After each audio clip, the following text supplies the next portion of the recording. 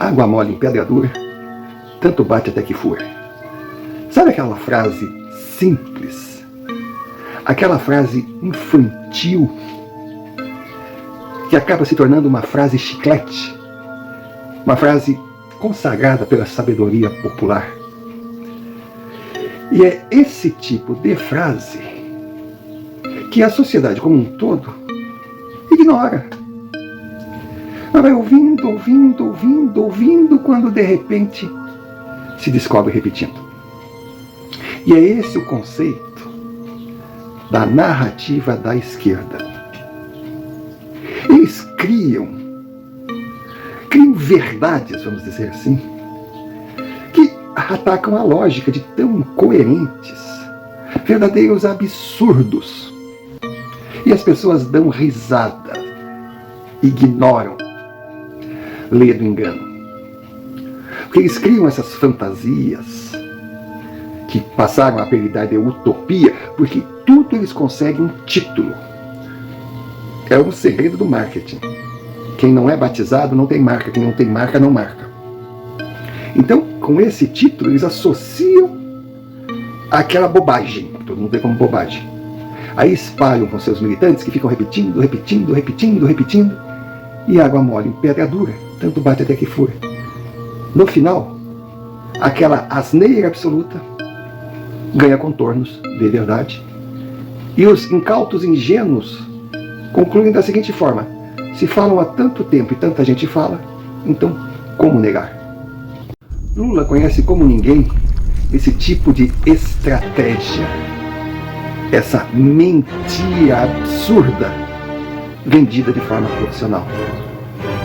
Foi assim que ele fez pobres brasileiros, não estou dizendo brasileiros pobres brasileiros, pessoas inadvertidas, pessoas até com certas deficiências culturais, pessoas que se deixam levar.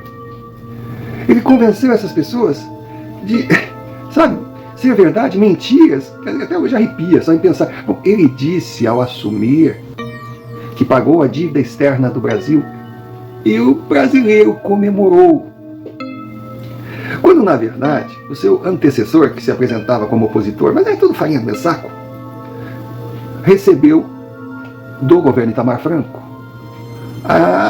o esquema todo montado, o projeto todo consolidado do Plano Real, que foi um projeto a longo prazo que criou uma moeda forte num país que a inflação chegava a 300% ao ano. Esse Plano Real que o Lula combateu de forma absurda, porque ele sabia que se desse certo ele jamais seria eleito.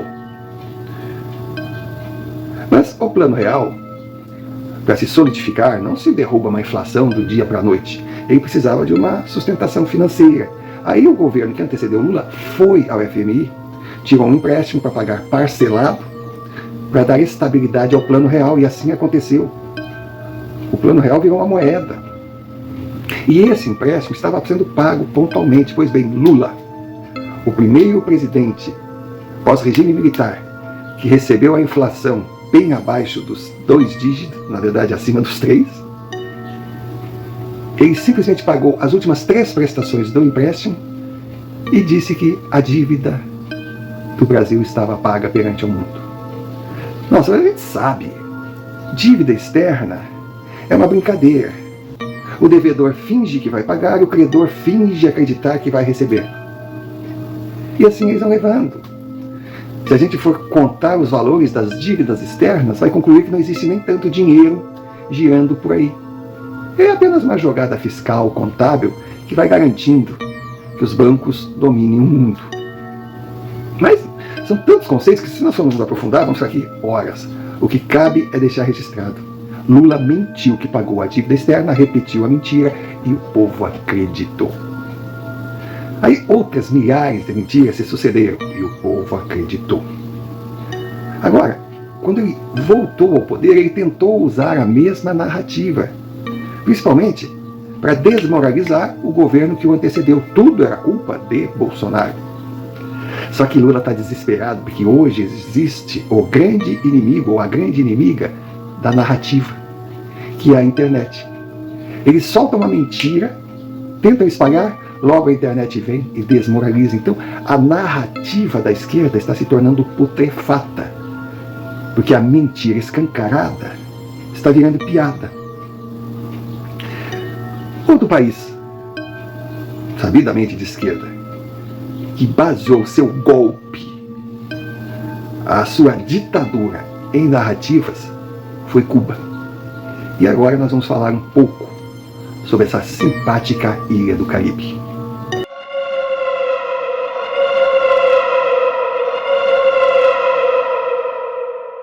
Comecemos quebrando uma imagem equivocada.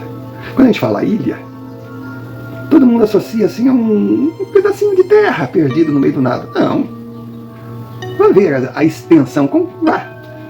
Consulte o Google. Vamos ver a extensão da ilha de Cuba. São milhares e milhares de quilômetros. E Cuba sempre tentou se libertar dos espanhóis. Fato. Simão Bolívar comandou vários generais, brigou contra a Espanha e libertou países como Paraguai, Colômbia, Bolívia, Equador, Panamá, Venezuela e criou a Gran Colômbia. A história da América do Sul, a história de Bolívar, ela é muito bonita, se bem que distorcida em alguns pontos. Só que Cuba não entrou nessa leva. E no século XX ainda pertencia aos espanhóis. Foi quando, em 1902, com a ajuda norte-americana, Cuba conseguiu a sua independência. É claro que os norte-americanos não fizeram filantropia, eles tinham interesse na ilha. Era um paraíso, era um local estratégico. E os Estados Unidos libertaram Cuba, investiram muito em Cuba. Criaram grandes cassinos, criaram fontes de renda, criaram empregos, criaram uma espécie de Las Vegas no território cubano, principalmente em Havana. E, por um acordo feito, os Estados Unidos teriam o direito de ter uma base militar em Cuba. E assim ele criou a famosa Guantánamo. Só que aí começa a narrativa, o glamour da revolução, o golpe. Existiam estudantes na época, jovens, tinha que ser, né? Os idealistas, que eram contra o que estava acontecendo em Cuba.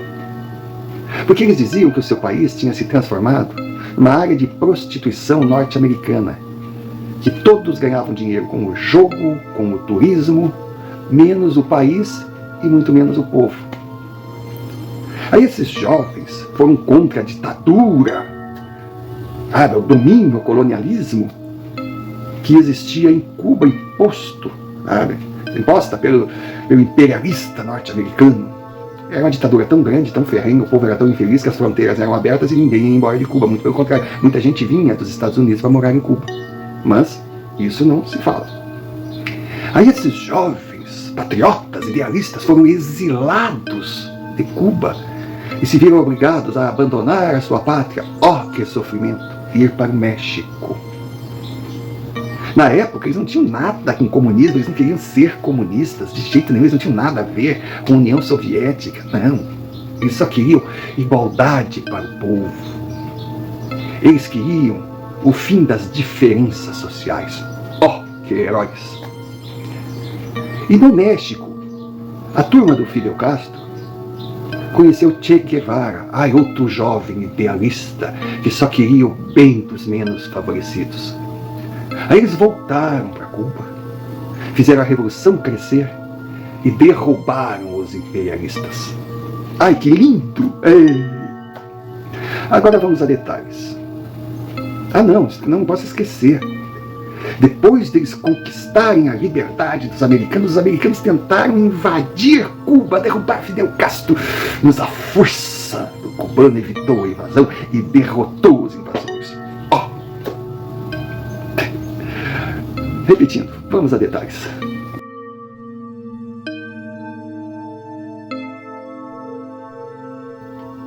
Primeiro, Cuba não era a área de prostituição norte-americana, como tentam dizer.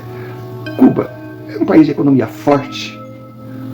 Uma economia que a pessoa tinha que trabalhar, tinha que produzir, tinha que acompanhar o desenvolvimento, como como é em todos os países não socialistas, a liberdade de mercado.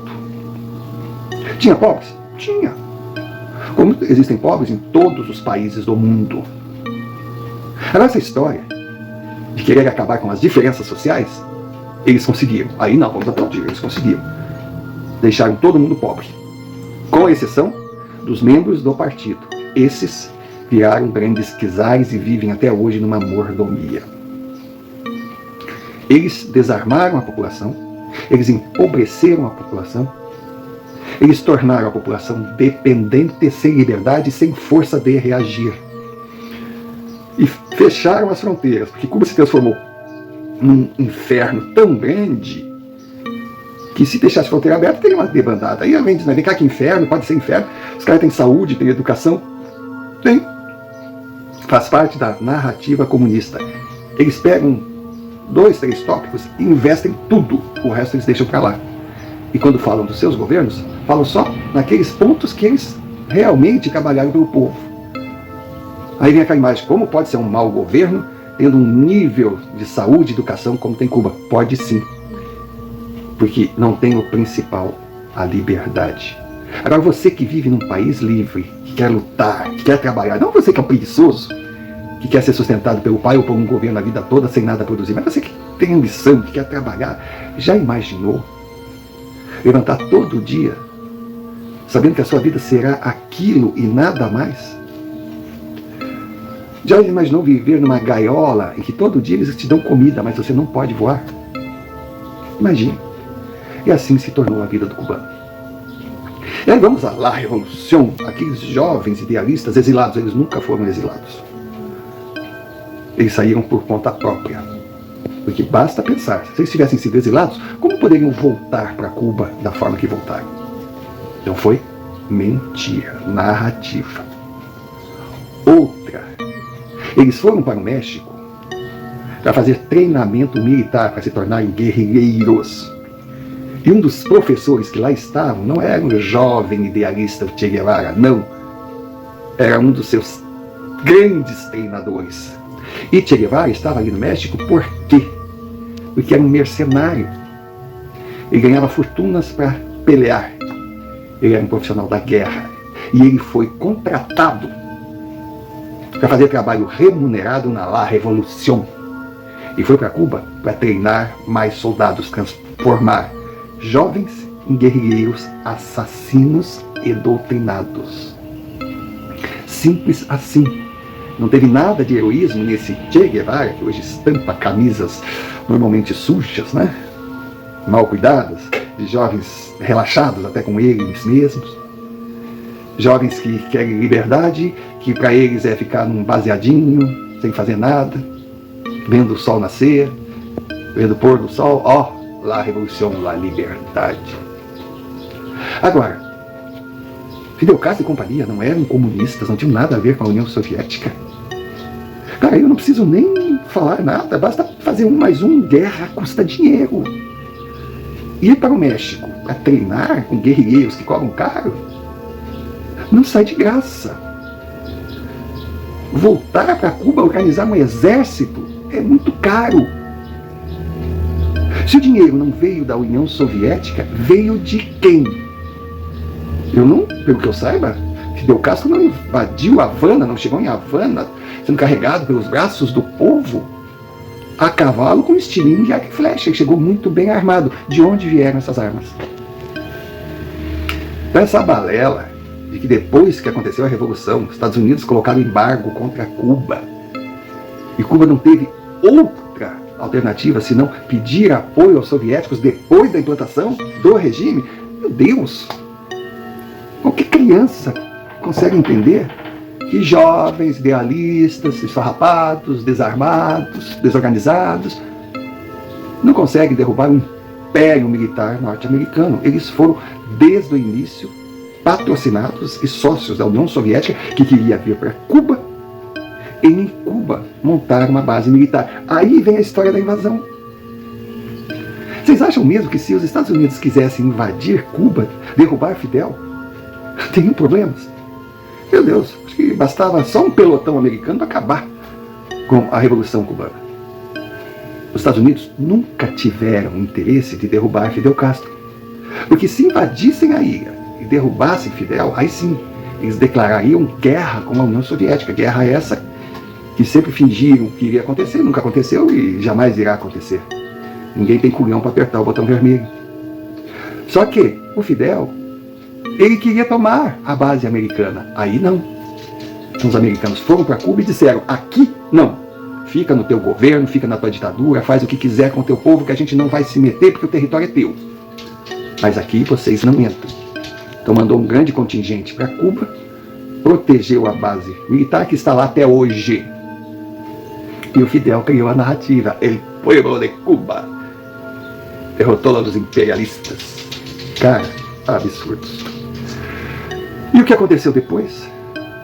Décadas e décadas, com o povo cubano simplesmente escravizado, amordaçado. Foi triste, é triste. Separou famílias, pessoas fugiram. Milhares de cubanos fizeram a travessia por mar até os Estados Unidos.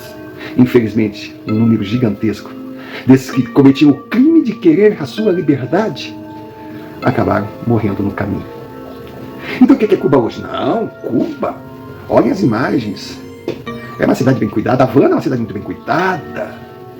Os turistas que vão para lá têm hotéis, local com fartura, lugares bonitos, pôr do sol, com grupos locais tocando aquelas músicas maravilhosas de Cuba. Nossa, Cuba é sensacional. Cuba, minha gente. Existem duas Cubas. Tem umas ruas lá no centro de Havana que simbolizam o que é Cuba. Um ponto para a esquerda é o turista. Um ponto para a direita é o povo. Na área turística, aqueles casarões históricos lindos, muito bem cuidados, as ruas limpas. Se o turista quer tomar um café da manhã, vai encontrar um belo café da manhã, vai pagar aí seus 10, 15, até 20 dólares. Não é barato e muito menos para o cubano. Mas terá tudo. Terá passeios lindos. Não terá problema de falta de energia, porque os hotéis têm gerador. Não terá problemas de abastecimento de água, porque os hotéis têm os seus poços.